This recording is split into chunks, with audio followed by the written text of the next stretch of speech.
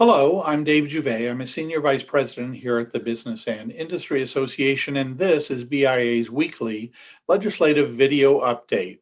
Well, it's going to be a big week at the House Labor Committee on Thursday. That committee is holding a public hearing on Senate Bill 61. This is the bill that would establish New Hampshire as the only right-to-work state in the northeastern United States. I'll explain in a moment why that's important. But first of all, what is right to work? Well, basically, it means that no individual could be forced to join a union or pay what's called agency fees for union representation. 28 states around the country are already right to work states, and Senate Bill 61 has passed the Senate and is now pending action in the House. And the first step of that House action is the Thursday public hearing. Obviously, BIA will be there in support. This is one of our top tier legislative priorities for the session.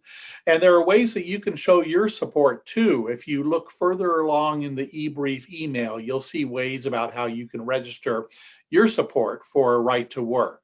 Why do we think it's important? Well, first of all, on a purely philosophical level, we think that unions should have to show their worth the way the BIA does. Nobody is forced to join the Business and Industry Association. We have to demonstrate our value, and we think that labor unions should be held to the same standard.